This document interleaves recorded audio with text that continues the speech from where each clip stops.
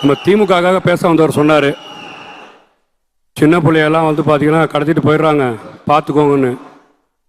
தமிழ்நாட்டுக்கு வரவங்களாம் பார்த்து வாங்க, கிட்னியை கடத்திட்டு போயிடுறாங்க.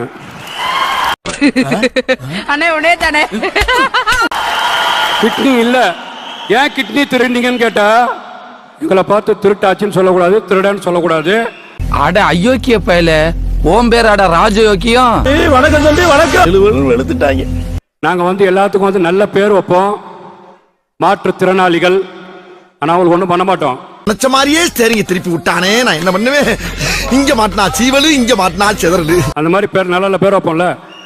கிட்னி முறைகேடுன்னு சொல்லுங்க அப்படின்னாரு. அதனால முறைகேடு ஆயிருங்க.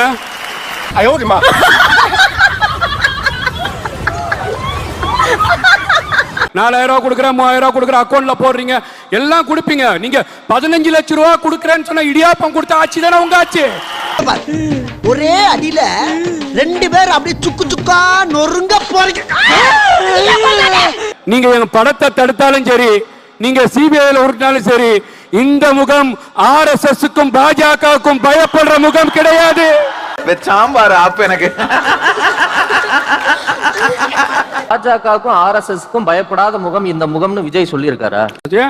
தாமரையில தண்ணியே ஒட்டாது, மோடிஜி எங்க அலர்ஜின்னு சொன்னார். விஜய் தானே சொன்னாரு. மதுரை மாநாட்டில் சொன்னாரு, மோடிஜி அலர்ஜிஜி.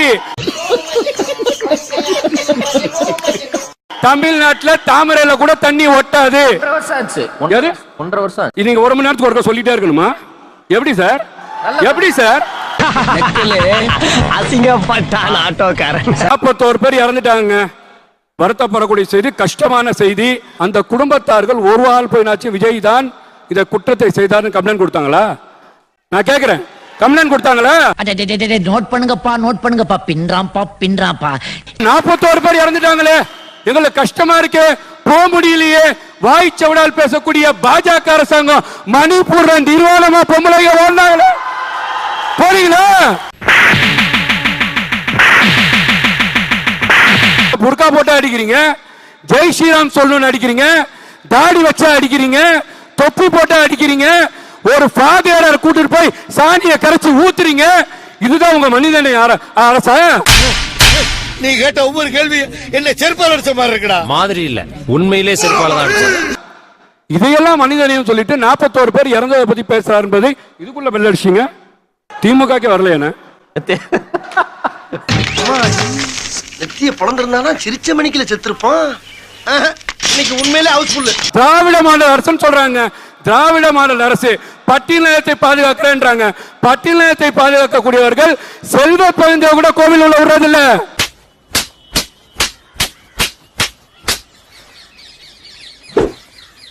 நீங்க கேக்குறீங்க 41 பேரை பார்க்கலன்னு. வேங்க வயல மனுஷன் வந்து பாத்தீங்கன்னா குடிக்கிற தண்ணியில மனுஷக்களத்தை கழுவுனீங்க. நாட்டோட முதலமைச்சர் போய் பார்த்தாரா? இல்லீங்க. நான் கேக்குறேன், இங்க வந்து மரக்காணத்துல கள்ளசாரம் குடிச்சாரு, அவனை போய் பார்த்தாரா? இல்லீங்க. தமிழ்நாட்டுல மத கலவரத்தை தூண்ண மதுரை ஆதீனம் தொப்பி போட்டு தாடி வச்சு ஜிப்பா போட்டு எங்களை கொல்ல வந்தார் சொன்னவர் மீது திமுக அரசாங்கம் நம்ம பேசியிருந்த IPC குண்டாசு மதுரை ஆதீனம் ஒரு குண்டூசி தட்டுத.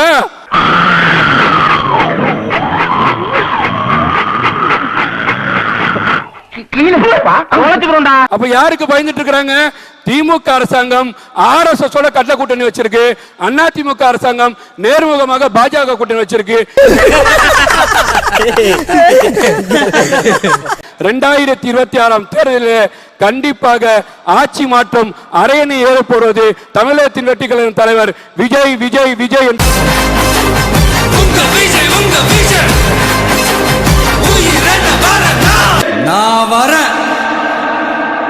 ஜூலின்னு ஒரு அம்மா வந்திருக்காங்க பாத்தீங்களா?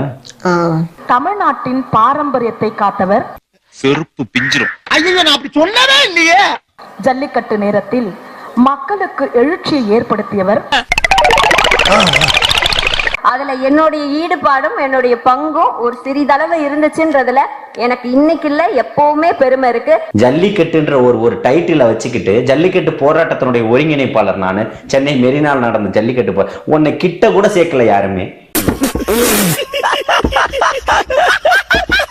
தமிழக மக்களின் குரலாக ஒலித்தவர் ஜல்லிக்கட்டு ஜூலி என்று கம்பீரமாக பெயரை பெற்றிருக்கிறார். அந்த பைத்தியம் பேசுது. என்னுடைய அன்பு மாணவ செல்வங்களே, அணையா தீ சுடர்களே, நாளைய எதிர்காலமே. ஏதோ பேசுறதுக்காக நான் பேசிட்டு இருக்காத, நேரத்தை கடத்தாத, நல்ல விவரமா பேசு. இனி நீங்க ஜல்லிக்கட்டுல, பிக் பாஸ்ல, அதுக்கப்புறம் சினிமால, சீரியல்ல எல்லாம் பார்த்திருப்பீங்க. சாரி, எனக்கு தெரியாது. சரி, பரவாயில்ல. ஆனா எனக்குன்னு ஒரு ஐடென்டிட்டியை கொடுத்தது என்னமோ ஒரு பெரிய அரசியல் களம் தான். ஒரு டீம் போகுது, ஒரு புரோக்கர் டீம் போகுது. இந்த புரோக்கர் டீம் போய் என்ன பண்ணுறாங்க, உங்களுக்கு இவ்வளோ கஷ்டம் இருக்குது, கடன் தொல்லை இருக்குது, பிள்ளைங்களுக்கு ஃபீஸ் கட்டணும், ஏன் உங்களுக்கு உங்களுக்கு 2 கிட்னி இருக்குது, ஒரு கிட்னி நீங்கள் கொடுத்தீங்கன்னா அதை வச்சு அட்ஜஸ்ட் பண்ணி உங்களால் வாழ முடிஞ்சிடும், அது வளர்ந்துடும். ஸோ அப்படி இருக்க காரணத்தினால ஒரு கிட்னி நீங்கள் கொடுத்தீங்கன்னா உங்களுக்கு 10 லட்ச ரூபா தரும். 10 லட்ச ரூபா உங்களுக்கு எவ்வளோ பெரிய அமௌண்ட் அப்படின்னு சொல்லிட்டு ஆசை வார்த்தைகளை சொல்லி இதில் இன்வால்வ் ஆகியிருக்கிற நபர் ஜூலி அப்படிங்கிற ஒரு விஷயம் வரும்போது கேவலமாக இருக்குது. ஆனா எனக்குன்னு ஒரு ஐடென்டிட்டியை கொடுத்தது என்னமோ ஒரு பெரிய அரசியல் களம் தான். அப்போ நீங்க சொல்றதெல்லாம் வச்சு பாக்கும்போது ஜூலி ஒரு திருடனா? ஐயோ, இன்னைக்கு வரைக்கும் ஏதோ ஜல்லிக்கட்டு போராட்டத்தோட மொத்த பெருமையை நான் தான் திருடிட்டேன்னு நினைக்கிறாங்க. ஜூலி, நீ திருடினது கிட்னி. ஏஞ்சி அப்படி போக சொல்லுங்க, இல்ல நான் கூட அங்க போய் நிக்கிறேன் மேடம். சத்தியமே உட்கார எனக்கு பிடிக்கல, கொஞ்சம் ஏந்திரிக்க சொல்லுங்க, இல்ல நான் ஏஞ்சி கூட அங்க போய் நிக்கிறேன். பிக் பாஸ் நிகழ்ச்சியில கலந்துக்கிட்டவன ஜல்லிக்கட்டு ஜூலினாங்க. விஜய் டிவி முற்றுகை போராட்டம் நடத்துவதற்காக தயாராகி போனவன் நானு. அப்புறம் அதனுடைய மேலாளர் என்னை தொடர்பு கொண்டு, இது ரெக்கார்டட் ப்ரோக்ராம், 48 மணி நேரம் நாங்க இதை ரெக்கார்ட் பண்ணி தான் இந்த ப்ரோக்ராம் போட்டுக்கிட்டு இருக்கிறோம். எவனுக்குமே விருப்பம் கிடையாது, எல்லாம் வேண்டாம் விருப்பம் உட்காந்துருக்காங்க. நீ வாழ்க்கையை கெடுத்து விட்டுற, தேவையில்லாத வேலை பார்க்காத. எங்களுக்கு 48 மணி நேரம் நீங்க அவகாசம் கொடுங்க, ஜல்லிக்கட்டுன்ற வார்த்தையை நாங்க இனிமே பயன்படுத்த மாட்டோம், ஜல்லிக்கட்டு ஜூலின்னு நாங்க இனிமே சொல்ல மாட்டோம்னு சொல்லி அந்த அஷூரன்ஸை கொடுத்தாங்க. எனக்கு அந்த இப்ப இல்ல, எப்பவுமே நான் அதை சொல்ல மாட்டேன். அதுல என்னுடைய ஈடுபாடும் என்னுடைய பங்கும் ஒரு சிறிதளவு இருந்துச்சுன்றதுல உனக்கெல்லாம் பேசவே தெரியல. இன்னைக்கு அந்த பெருமை தான் என்னை இந்த மேடைக்கு கூட்டு நிப்பாட்டி இருக்கு. ஏதோ ஒரு கிட்னி திருட்டு கேஸ் இங்க பின்னாடி ஓடிட்டு இருக்கு. திடுதிப்புனி அரசு ஏதாவது பண்ண வந்தாங்கன்னா அரசியலினுடைய சார்பு நிலை அப்படிங்கிறது வேணும். கண்டு விட்டாளையா, சூச்சமத்தை கண்டு விட்டாளே. நினைக்கிற மாதிரி ஜல்லிக்கட்டு ப்ரொட்டஸ்ட் தாண்டி இந்த பிக் பாஸ் அப்படிலாம் கிடையாது சார். இதை தாண்டி இந்த ஆர்கன் டிராஃபிக்கிங்ல இன்வால்வ் ஆயிருக்கு.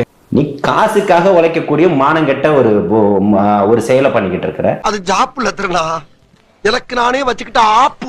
அரசாங்க உத்தியோகத்துக்கு ஆசைப்பட்டு இங்க தெரு தெருவா வீதி வீதியா குல்பி ஐஸ்கார மாதிரி மணி அடிச்சுக்கிட்டு இருக்கேன். உங்களுடைய கருத்துக்களை எப்பவுமே யாருக்கும் பயப்படாம நேர்மையா, தைரியமா, நாகரிகமா வைங்க.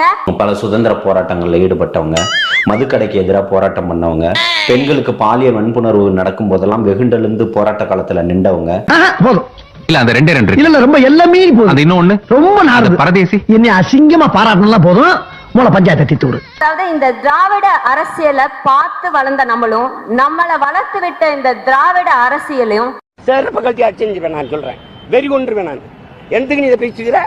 எத்தனை திரை தளபதிகள் வந்தாலும் என்னைக்கும் இது எல்லாத்துக்கும் சிம்ம சொப்பனமா இருக்கக்கூடிய ஒரே தலைவர் நம்மளுடைய முதல்வர் திரு மு க ஸ்டாலின்.